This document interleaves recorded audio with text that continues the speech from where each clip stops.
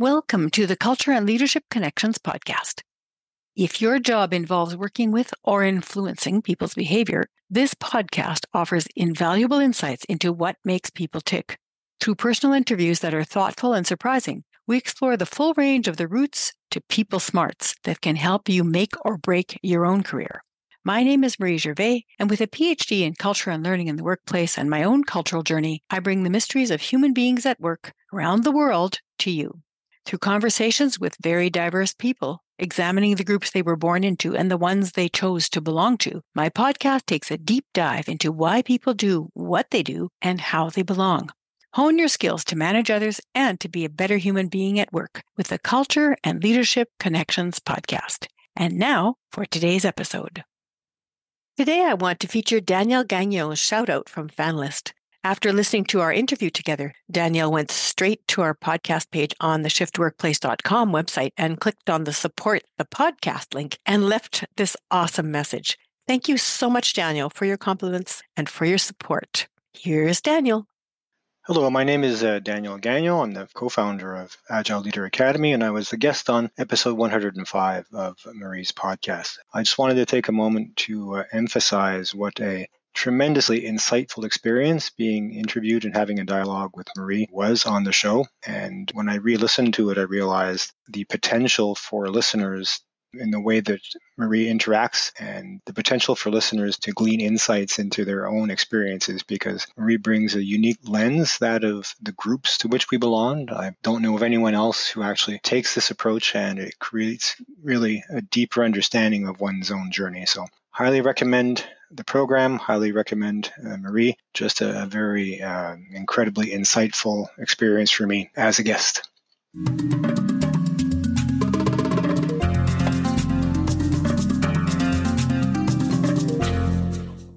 Hello, Culture and Leadership Connections podcast listeners. Today, I am thrilled to present to you Mark Shekter, who is a best-selling author, keynote speaker, and original thinker who has pioneered a new system of creative thinking that empowers startups to Fortune 500 companies to build robust and sustainable enterprises. His book, Think8, 8 Steps to Ignite Your Creative Genius in Business, Career, and Life, quickly soared to number 1 in 5 categories in pre-release on Amazon, which is amazing. Mark has a unique background as an internationally acclaimed producer, writer, and composer for film, television, and new media, with numerous honors, including Emmys, New York Film Critics, and U.S. Parents' Choice Awards. He is the co-founder and CEO of Think8 Global, an international business design firm headquartered in Montreal, Canada. Woohoo, a fellow Canadian. His progressive system is used in business schools and university postgrad programs in both U.S. and Canada. Welcome, Mark. Well, thank you. You know, when people introduce people and so on, I mean, you did it very fluently. I was at a conference recently and they got stuck on the name, which I understand because it's not normally spelled like it sounds. And my grandfather, who came from the Ukraine, interestingly enough, and years ago, of course, and came to Ellis Island, and they couldn't pronounce his name, so they spelled it for him. And that's why I ended up with a very simple Shekter, as it sounds, but it's never spelled like that, except just our core family. So, yeah, it's never been explained. You know, any articles written, whatever, and people talking to me, there's always an interpretation of that name. So, you know, it's one of the unique, I guess, DNA of our family that we have this unique spelling that, you know, is sort of world only. So we can claim that at least.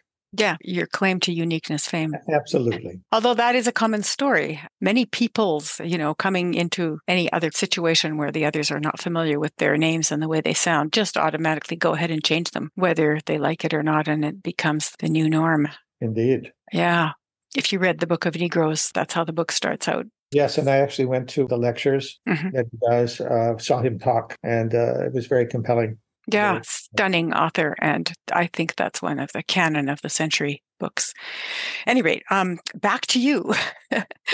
Tell the audience a little bit about who you are, what you do, a little bit about your family, where you came from. Just give us some personal background. Well, starting with what do we do, as you mentioned, I'm the co-founder with my wife, by the way. We are partners in life and business, Nancy Treitz-Botkin. And I created a company called Think8 Global, which uses a proprietary system that I developed that helps an individual, an organization creatively solve problems in a unique way and grow their career or business to, I would say, quite exceptional results. It's gone global now, used in universities, as you said, and business schools. We've trained thousands around the world, and we bring design thinking, but our version, a process by which somebody can think differently, hence the word Think8, through 8 steps to really help them grow their idea into a scale that they hadn't expected and authentically. And the results have been very rewarding. And we, as I said, travel the world doing this. And so I want to dive into that more when we get a little bit further on into the interview, but you didn't start there. I mean, you were born somewhere. In Hamilton, steel town, and moved from there, lived near the steel factories originally, and then moved to the western part of the city. Went to university in McMaster and then transferred to the University of Toronto. But all the while, my passion, though I came from a law family, all of them were lawyers, I was slated to be a lawyer and went to law school at U of T. But my passion was the arts and writing and music and plays. And, I was doing that for fun. And my material started getting picked up. And it eventually took me to Hollywood, which was a complete surprise to myself and my family, until they realized that actually one could make a living in the arts, because it's not something that one necessarily dives into when you're coming from a family that works in law or medicine or accountancy or social work or whatever. This was a departure for my family, but it was something that I felt compelled to do and explore, and eventually decided to make it a career. That's the origins of how I got to, and we'll cover that, I'm sure, how I got to now. But Hamilton, very, very simple, lovely neighborhood, gracious city. I loved it, had wonderful friends. And being in that size of community, you had a community there. And that was unique to that kind of middle-sized city. In the public school, in the high school, whatever, there was a group, friends, and a supportive environment that you wouldn't necessarily find sometimes in large cities in New York. I migrated to those size of cities, but my origins were very, very modest in that kind of a cityscape. So I'm very grateful to that upbringing. Did you have both parents, and did you have siblings? 2 parents, now deceased, unfortunately. My dad was a lawyer, set up his own law firm. My mother had a master's in social work, very unique for a woman in the 30s to get a degree. I have a brother, one of the high-end lawyers, litigators in the country. Actually, he's created policy.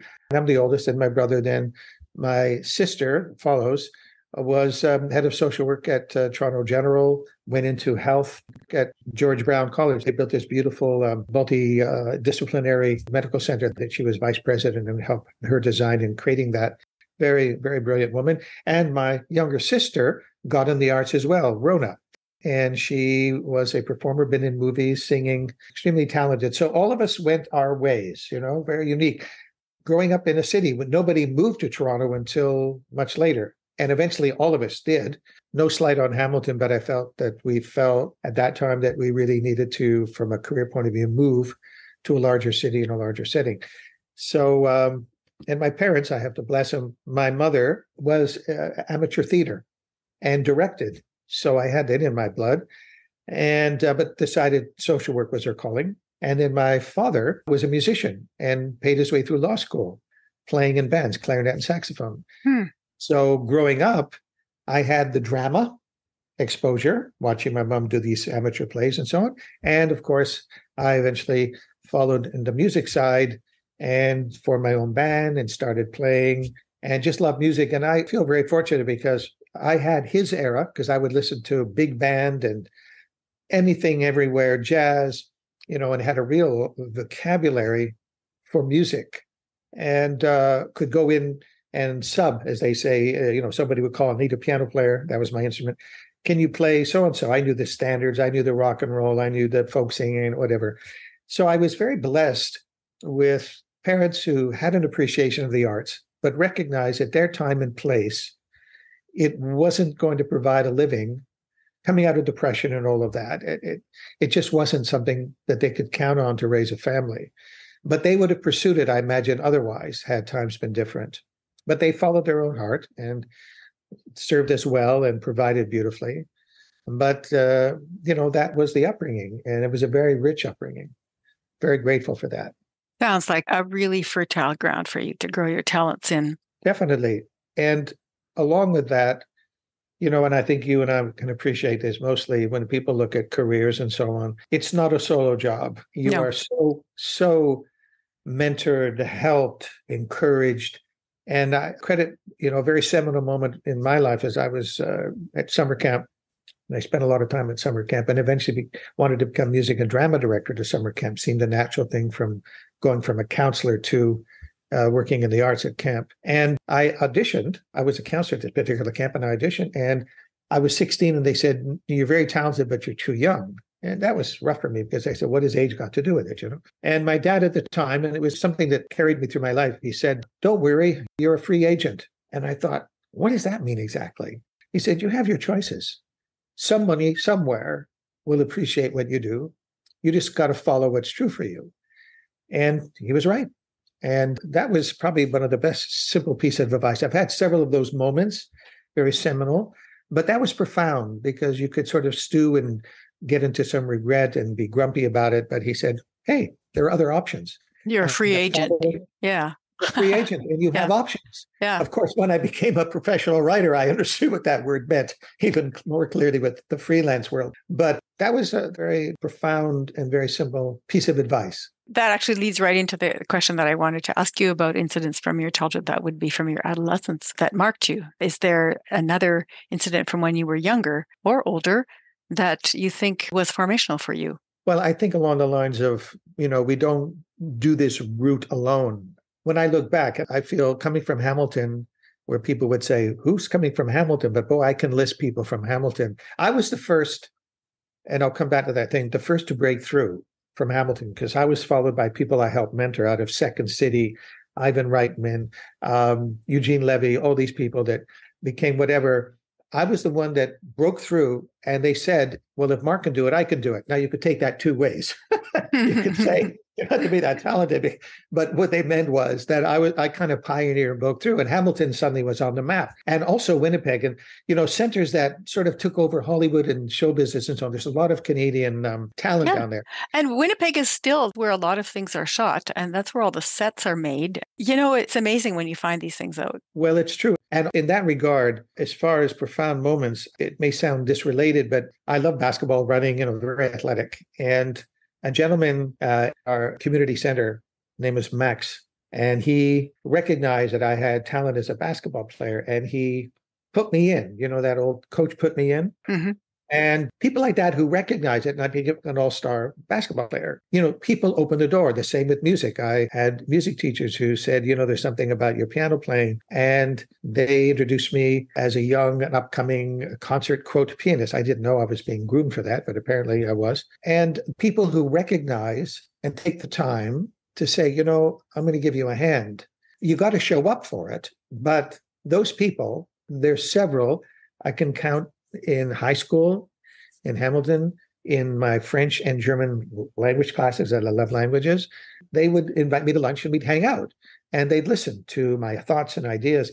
So these people, these mentors, these educators, these spiritual, advisors, if you like, mm-hmm. There's maybe a handful, but every one of them, without exception, said, you can do it, or your dreams are valid. We believe in you. We'll put you in, coach, and without that encouragement, it wouldn't have happened. And I see friends of mine who never had that. They didn't have it from their family. They just never got that encouragement. So they lacked that confidence that they could make choices that were different. So some of them played it, quote, very safe. You obviously didn't. I didn't, who went a very standard route. And not that I would say they're unhappy, but you talk to them and there's unfulfilled promise. Well, Mark, when I hear you speak, it makes me think about how many geniuses there are, how many talented children there are that are in circumstances where nobody even sees them. And, imagine the world if every child had someone who saw who they were and could at least one person promote them like you were promoted. Just imagine where we would be as a human race. it would be spectacular. And all that potential that has been lost, hopefully there's another chance in some way through some other generational movement, in the next generation or something. But yeah, it's wonderful. I'm always thrilled to hear when people get advantages, but it also makes me think about those that didn't and what could we do to help remedy that somewhat. Well, to that point is why we do what we do. The origin of the work that I'm doing now with Nancy and our company is dedicated to providing, in our best way, know-how, knowledge, and process to break through this. Because inherent in the Think8 process, and it was designed to provide that oomph, that purposefulness, that meaningfulness, and then to shape a solution to go forward. We call it a dynamic blueprint. Mm-hmm. And one creates a life. So the creative paths that I had, while I can create hit movies and series and music and all that, what is it that would be the most valuable to others? Because I felt very fortunate. I mean, you work very hard. You know what that is.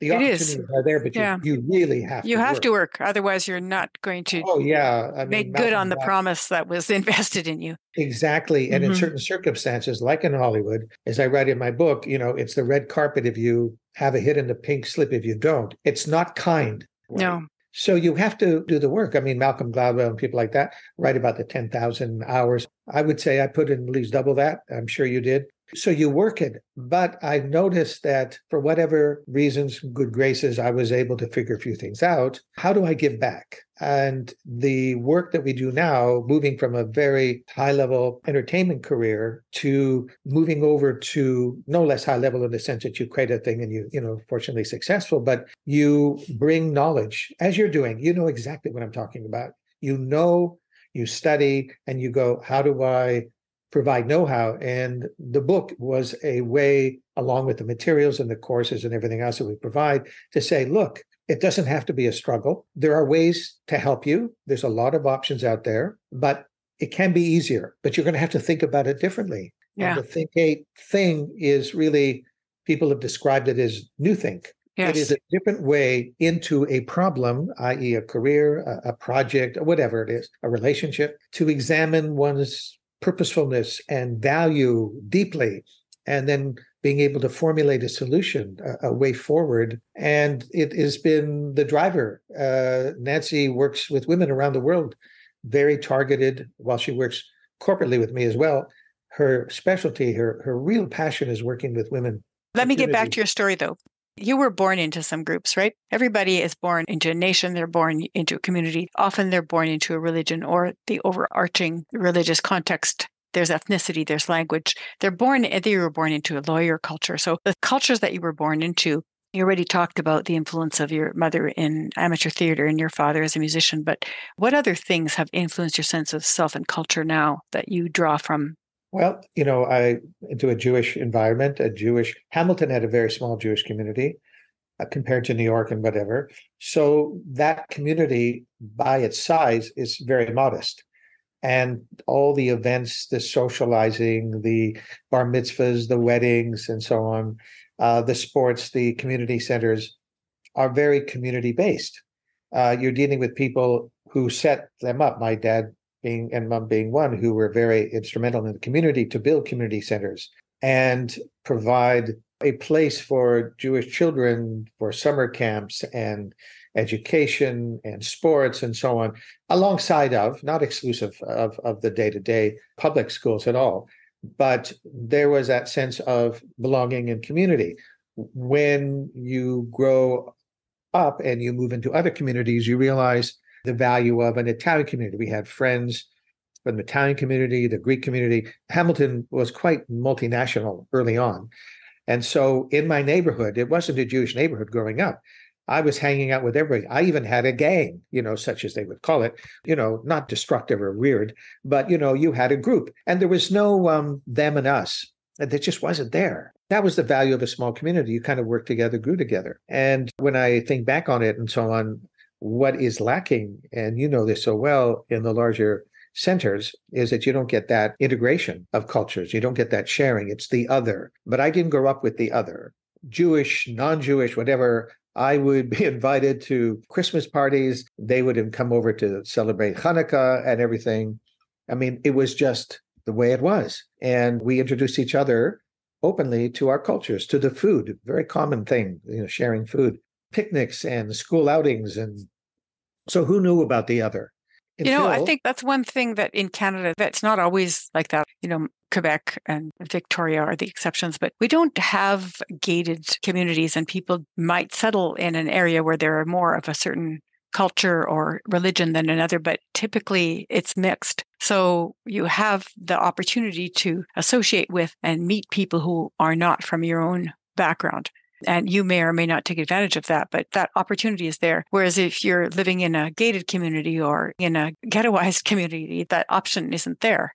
I listened to a documentary of youth in Northern and Southern Ireland trying to cross the border as a group to promote some understanding. And they couldn't go alone because they'd be attacked if they went into the other street. And if they went as a mixed group, they were considered an oddity, but a mixed group was able to make some friends. And having a group that mixes is really important. And you had that opportunity, and that has served you well.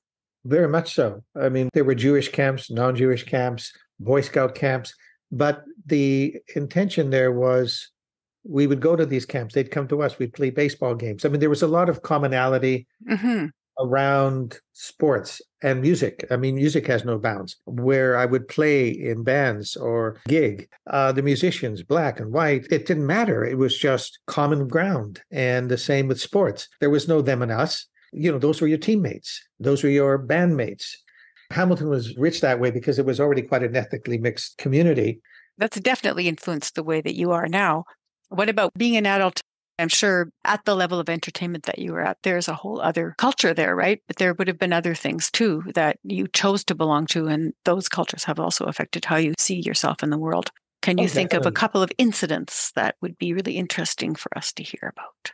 Well, I think at that scale of things in Hollywood and working with celebrities, I was very fortunate that I could write the comedy or the music and whatever, and I went to their homes often. So I had an opportunity to mix with and work with people. And I think the artistic community is, in a very interesting sense, I'll use the word liberal, let's say open-minded.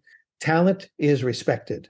Maybe corporately, there's a whole other thing going, and you could say there's exploitation and things like that. And of course, there was at some point. But when you're sitting down with a performer at that level, you're not even seeing whether it's, a Robbie Robertson or a this or a that.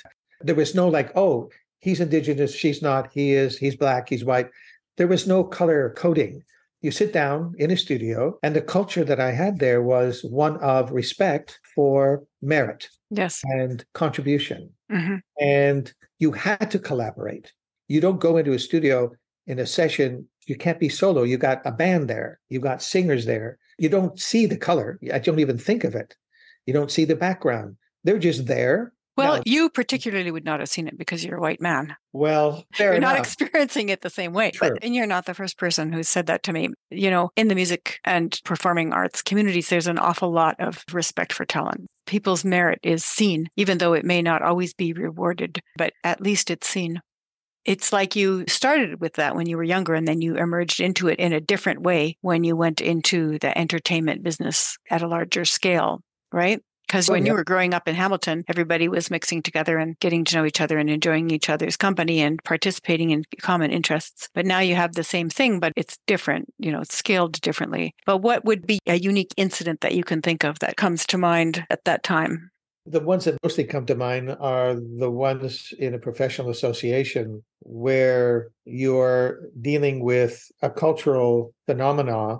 Ray Charles is an example. And why it was seminal to me was, now granted that I was in a unique circumstance that I could work at that level and get the mutual respect and so on. But I think in those conversations, I was to write a special piece of material for him. And he came into my office and sat down. I had a piano there as well as writing materials. And I had studied his background.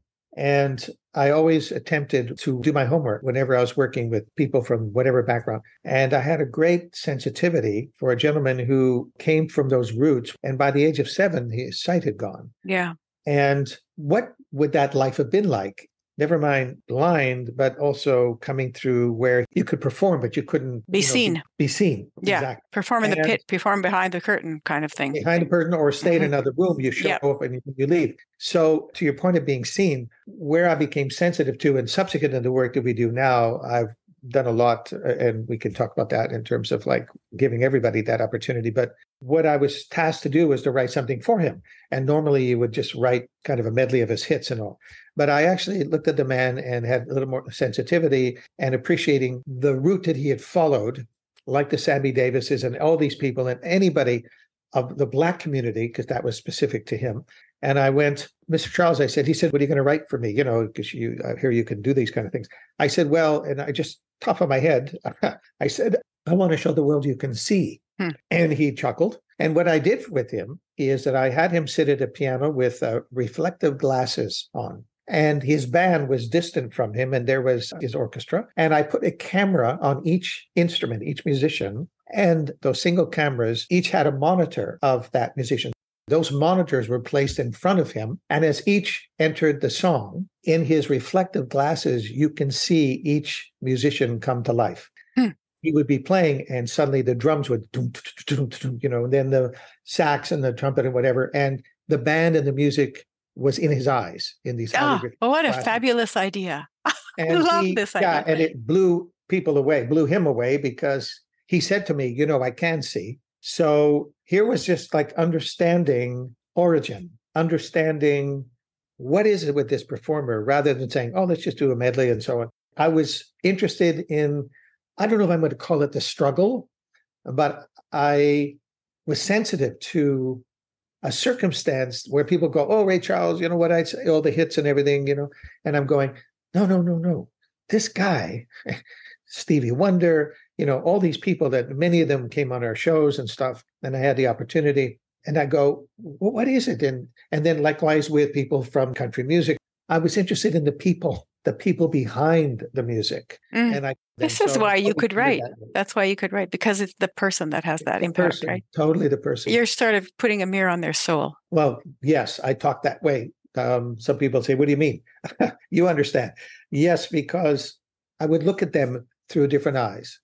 And my job, and it was intuitive, and then I realized later what I was doing. And again, talking about culture, I always saw the bigger picture growing up, because I said there was a very integrated community, family, and all of that stuff. And you know that so well, that whole cultural model, or the cultural influences that we can't forget. And they're there. And if we bother to think about it, we'll find how rich it is. So I was very blessed to have that, and then being able to translate that into a career. Yeah, I really like that story about Ray Charles. That was lovely. Well, it's a struggle. I mean, it's a head shake, you know? Yeah, it's crazy. And in the arts particularly, and then it grew into businesses as I, got into other things. I would see people, and you mentioned this earlier, who have the talent but never get the break. Yeah. And I always assumed it was the break or get an agent, classic, right? But there was something else. And that something else was circumstance. Mm-hmm. Because we are organic with the world.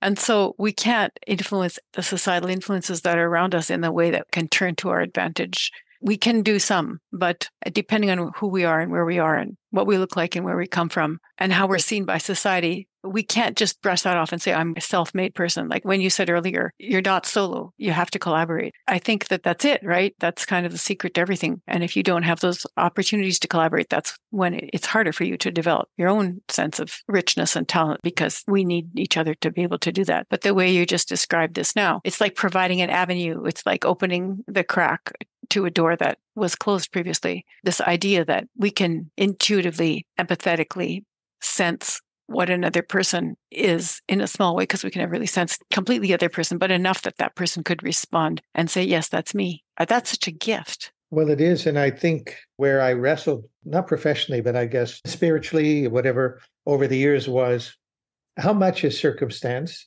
and how much is natural endowment.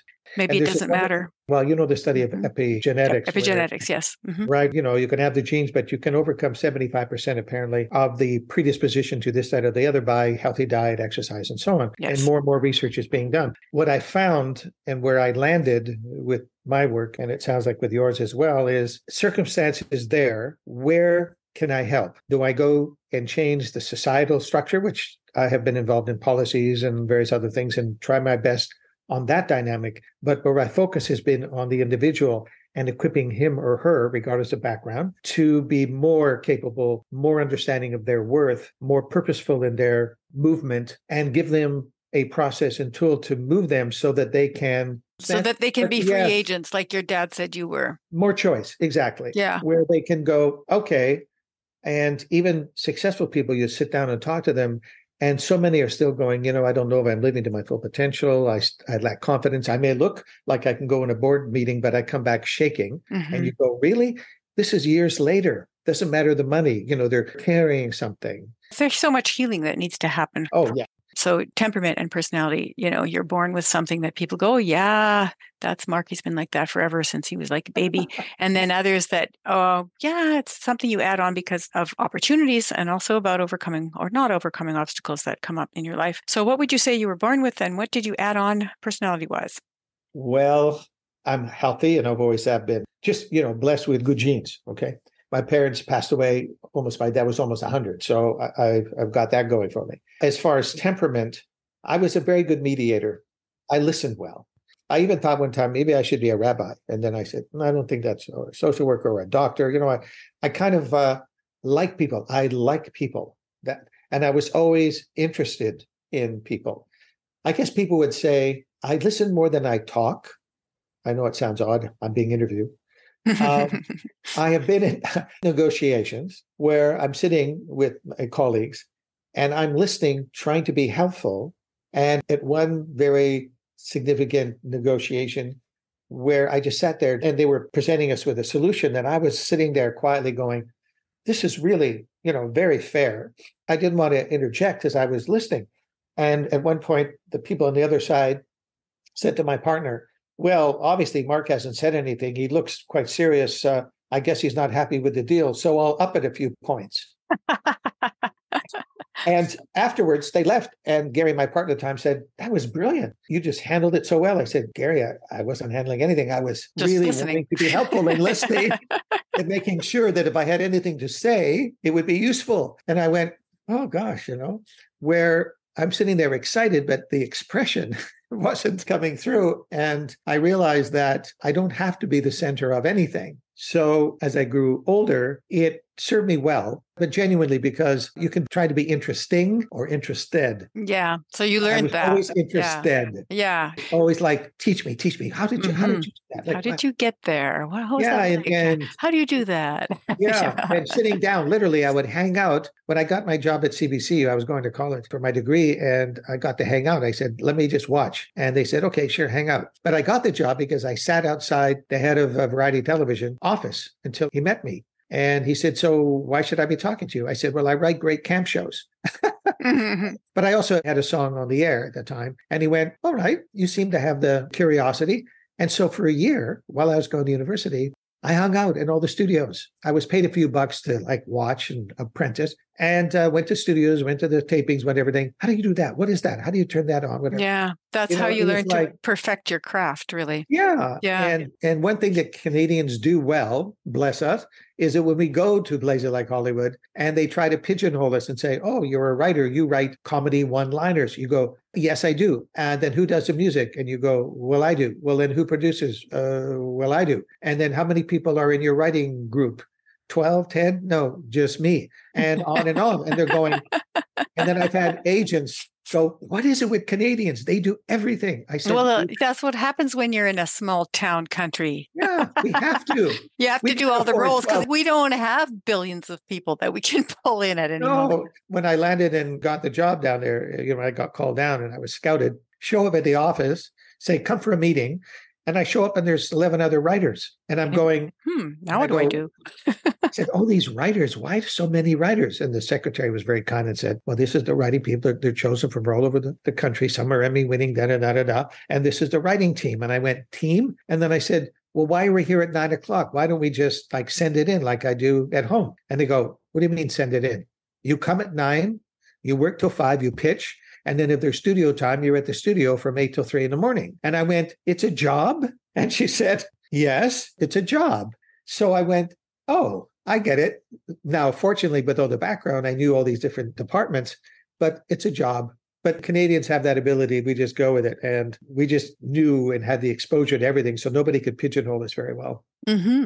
Let me ask you a little bit about a moment of cultural dissonance for you. So here you are, and you're going, okay, this is the way we do things. You just described one, actually. I'm used to doing things on my own, and then all of a sudden, here I am with a group of writers, and I'm part of this team. That would have been a moment of cultural dissonance. So can you think of another when you just became aware that, wait a minute, the way I do things is not normal? That's just the way I have been socialized to do things, and that other people do things differently. Well, I think the big dissonance, if there's a dissonance, was the Canadian, and I even wrote about it one time when I had various articles on me at various times. And I was writing for the CBC and then became head of development there for a period between Hollywood things. And I remember saying the Canadian industry isn't a profit business, a real business, something crazy like that, meaning that it was very highly subsidized and blessed because we could get movies going and whatever, but there's tax benefits and all kinds of grants and everything. So you could literally get 50+% of your show financed, and Americans got wind of it. But with the dollar exchange, they were doing really well. So probably 2/3 of their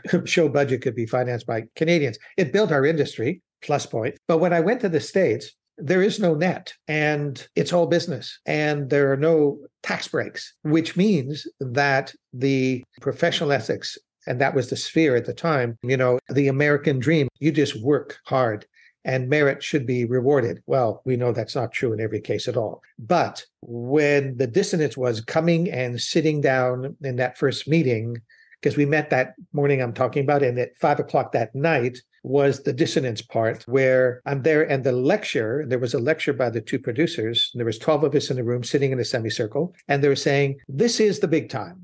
This was the speech. And you're here and only the best survive. And what you do in the next 6 weeks will determine your credits on the rolls. There's 12 of us. You can imagine being the last credit. That's not terrific. Your credit will be determined by your contribution solely. It's a tough town. And let's start with what ideas we got to pitch. That was the opening line. Yeah. Okay? And I'm sitting there. Like life is tough and then you die. Then you die. So here's the rest of that story where I'm sitting in the semicircle. They started at the other side of the circle and said, so what have you been thinking? You've had a day to think about show ideas and throwing it around. Tell me what you got. So writer one stood up.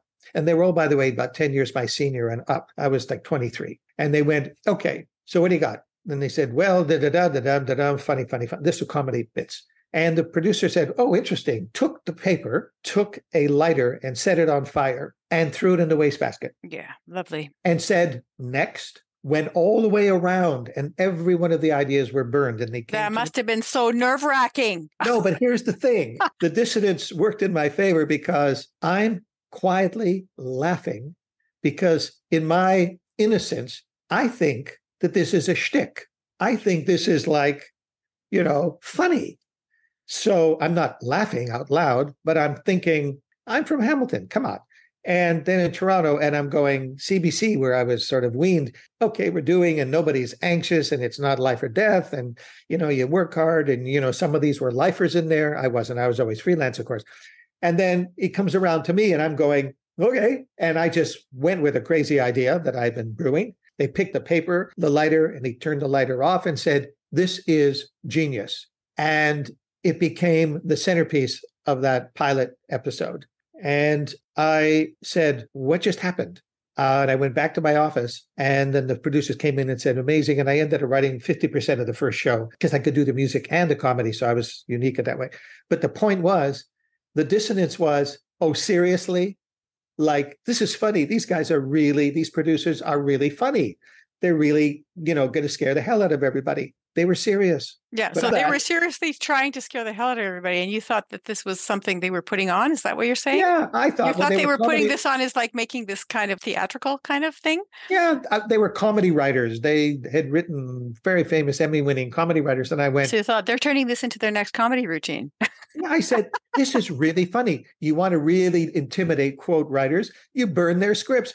Hilarious. And in that spirit, I wasn't nervous. I just pitched. But the thing that I realized was I was the only Canadian. And all of these people, they'd come from New York. They'd come from Cleveland. They'd been recruited across the country. And they're used to being pitched against each other constantly all the time. I bet you they all had intestinal issues. Oh, well. They must have all had so many immune system inflammation problems. They had tics, I'll bet they did. But here's the deal. Can you imagine, and this was I could never get my head around. There were two writers, for example, and all they did was write one-liners. There was another team that just did intros. There was another team, and I went, I write the whole damn thing. But that's probably what limits them because, you can do that for a while, like Picasso did, you can do pink for a couple of years, but after a while, you have to have some variety. I'm getting so sidetracked with you because I just have so many things I want to ask you about. Culturally, the dissonance is, and this is a crazy and wonderful statement to say, but Canada is not the US. It is so not. I don't mean polarized today and all these issues. I mean economically, but the business ethic, I'm not saying true and liars, and I'm just talking about the reward system. When you have a hit in Canada, it's X. When you have a hit in the United States because of 10, 15 times the size, it's multiple X. So a successful writer in here compared to one down there is night and day. And so the whole system culturally is geared to, and we were just down in Hollywood, my daughter's down there, and you could feel it. Now they're on strike, of course, and the city is kind of ground to a halt, but it's a different culture. What held me in good stead was, and you said temperament-wise, I never took things that seriously. My wife will tell you that I look at life and I am grateful to have it. And for some reason, I just saw the good in things and the possibilities in people. And maybe the humor in things too. And the humor. Yeah. Like I'm laughing all the time because, not to be sarcastic or demeaning, it's just because when things happen to me, yes, it can be traumatic. And then I go, well, wait a minute. As my wife said, did anybody die just yet? And sometimes I've said, yes, actually, my best friend did. And then it's a dark humor because it was my best friend. So that's not funny. But she said, nobody died, in this case, yes. You remind me of a story that my husband's grandmother, who's an immigrant from France, and came with her piano and her violin and her best china to a sod shanty and fainted when she saw it. To marry a man who was 20 years her senior. She used to tell fabulous stories, and she said that the winter was so cold that if you forgot to put your nightcap on at night, then your hair would freeze to the wall. And when her hair froze to the wall the first time, she woke up and burst out laughing, thinking about how the relatives in France would never believe her and they would think she was making it up as a joke. And she laughed so hard, she pulled her hair off of the wall. Oh my God. And lost a few hairs in the process, but she found it funny. And most people would have been weeping. She thought this is a humorous moment. And that's kind of what you were talking about just now. Yeah, but I think also, and this is something that we were talking about earlier about opportunity. By the time I got to that circumstance, I had really paid my dues. There's that. I'm sure Roger's grandmother was not laughing the first day. She would have been there for a few years and you paid your dues. And then when you can laugh about it, it's because you've been through some of those hard knocks, right? Exactly. And you survived. And whether it's in a writer's meeting or whether it's in life, I think where the transition comes is you start to understand what life is. And is it to be taken seriously or is it more of a game? And if it's a game and you can get philosophical about it, how best to play it, so that you are living honestly and you are living constructively and so on and so forth. Well, I had great models in coming back to family and to my parents who were beyond incredible and generous and community-minded. And, they're a hard act to follow.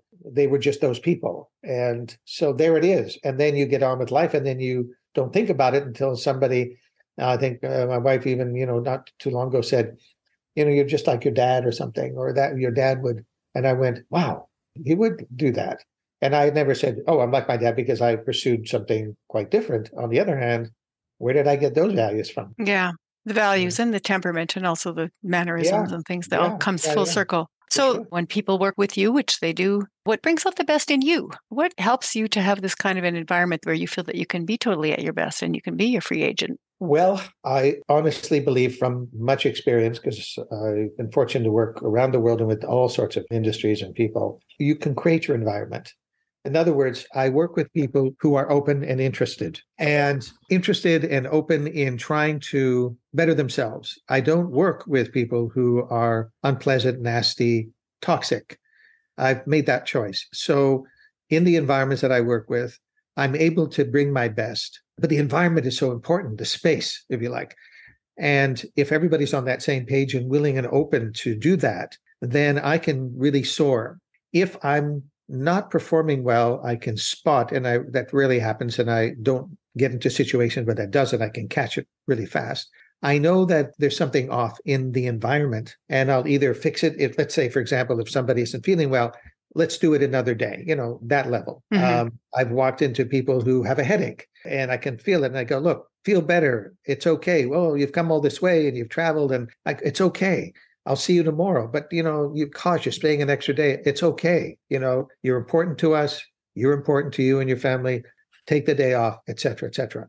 So that kind of thing, setting the environment. And then where I can excel is that I have created the space and the attention of those in front of me and the interest to bring everything to bear. And when I'm working with CEOs or people on a leadership level, and you know this well, when I'm helping to structure a company, whether it's a Fortune 500 company or a startup, I'm looking at the ones in charge, and you know this so deeply, and saying, how do I create the environment around you? How do I structure a company so that you can operate at your best? And they look at you like, who talks like this? And I go, I talk like this because if you're not operating your best, if you haven't created that space and that structure, then the company is suffering to that degree. You're half there. Exactly. So I work from the top down. So what do they bring out in me? I'm able, without reservation, to dedicate my whole to the moment and to the activity, guided by, assisted by the work that I've developed and the process I bring. All of which is the inventory, the background. I want to make it accessible to them. Otherwise, I'm not serving them. But I have to create the environment, them and their openness. And we talk well before, and we do preliminary things before we work with anyone, whether it's a career or a business, to ensure that they are open and willing to really explore. And then they say, yep, and we start. And it's generally a love affair. Awesome. And then the magic happens. They see the magic in them, which is first and foremost, but I can bring my magic to them, my abilities. Nothing is withheld. You said it beautifully. I work unconditionally. When I have clients, it's unconditional attention and love, I suppose. I'm not restraining myself. I didn't say that, but it sounds good when you say it. Well, you said unconditional. No, I said that you're near to other people's souls. Well, near and dear, but the unconditional side, maybe it was the other day, yeah. But it's such a beautiful word. But why would I withhold? Why would you, in this interview, not ask what's on your mind? I would think you would ask questions, penetrating, not penetrating. And I'm open to anything. So I bring myself to it. I bring myself to clients. You do, obviously. You've studied a great deal. You have a lot in your toolkit. So how do we bring our best? They ask the question, but they won't ask or be open unless they feel safe and comfortable. So I have to take responsibility for that environment. That is perfect. That's exactly it, right? It's creating an environment of safety. So here's your soapbox moment, Mark. What would you like to promote? My recipes? No, we won't talk about that. I'm not. No, the work is a culmination, putting down on paper, because I have courses, and as you do, and charts and everything else. We teach online and on site. The work is to enable another to understand their true worth and be able to then exploit it constructively. And people don't know how amazing and valuable they are. I learned that first in the arts, example with the Ray Charles story. But I find that true in business right across the board. And we're able, because of the process, which was years of research, and there's a whole origin story that came from understanding in Hollywood what makes a hit, which was pretty ambitious when you think about it. My friends thought that was crazy because there's so many variables. I said, well, a doctor doesn't tell you, I'm going to do the best I can when you want to go for an operation. So why would a writer or a producer go, I'm going to give it my best shot? I want to know that I'm going in with a loaded assortment of gifts. So I studied and reduced the 8 points of what makes a hit, first in entertainment. And as wild as that sounds, it held true because I applied it to myself and then taught others just for free. And their stats went up. This then migrated to business. These 8 points were common to successful ventures because they hit at the heart of who the people are, to the point that you raised about knowing the people and addressing that. Because I often say, and it's even on our website, when you read the first part, it's at Think8 Global Institute.com. And what it says is people might start with the why, the how, and the what. We start with the who, the individual.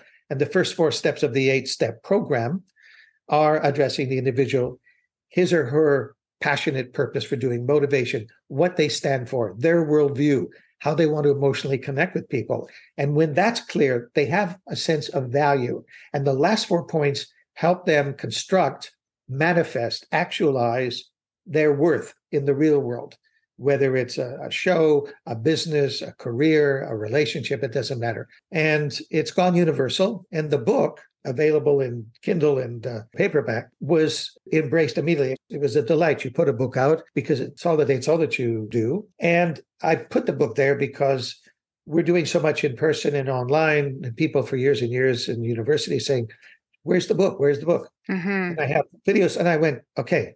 And I spent time to do it with lots of case studies. So the book is the anecdotes in Hollywood of the origins, and then the case studies with artists and businesses, large and small, and then the tool itself and how to use it. And it went to number 1 in multiple categories, which was a complete surprise: self-help, entrepreneurship, business development, and creativity, because people said, okay, now I get it. And now I understand why it's so important. The reason for doing it, and you know this, why are you dedicated to the work you do? Nancy and I believed, and she's an author, and her book is coming out. It came out once and it was very successful. She's doing a revision, a new edition of the book called Living on Purpose. So we're very much in that space. And we just said, how do we maximize our gifts? And we worked on the Avatar project with James Cameron. So we work high end and we work startups, not that startups are low end. We work internationally.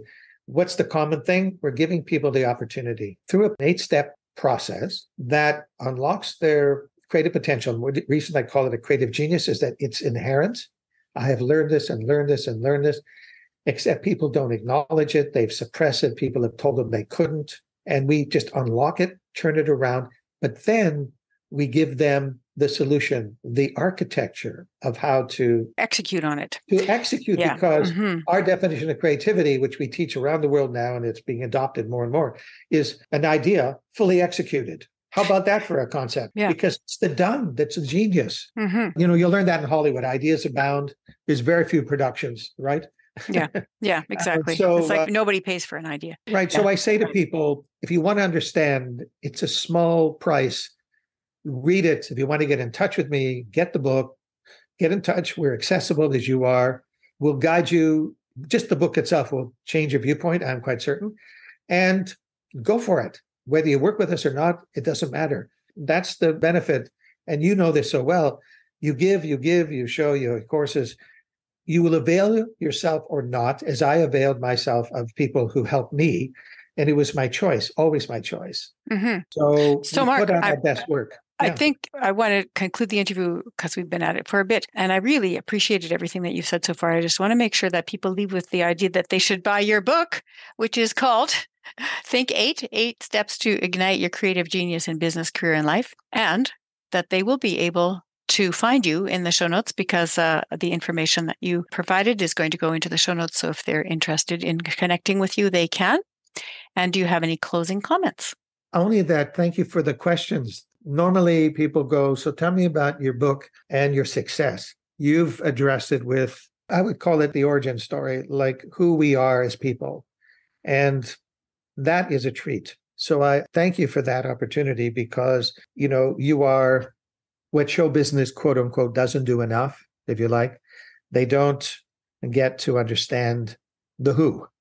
And you seem very dedicated with the who, not just the what, the how. All that will follow if an individual understands their potential. So it was lovely to reminisce and to recall these things. And I hope people take your advice, our advice, as they wish, and do better at life. You know, it is there to win.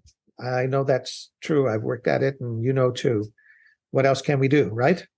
Other than give our best. Right. Well, thank you so much for that. And I really appreciate the compliment, appreciate the chance to interview you. And I'm sure that our listeners will very much enjoy your interview. So thank you again so much, Mark.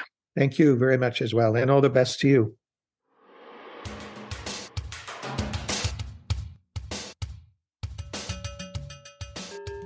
Mark Shekter certainly had talent in the arts growing up and had opportunities to develop that talent in Montreal where he lived. But his dogged determination to learn from volunteering on film sets is what took him into the world of acting, producing, and directing. He now has a comprehensive list of personal connections with art celebrities around the world and is well respected for his own work, having won many awards for it. I was intrigued to hear Mark's story and to find out how he goes about giving back to those who did not have his advantages by intentionally developing their careers, using his philosophy and book, Think8, 8 Steps to Ignite Your Creative Genius in Business, Career, and Life, which is now used in business colleges around the world.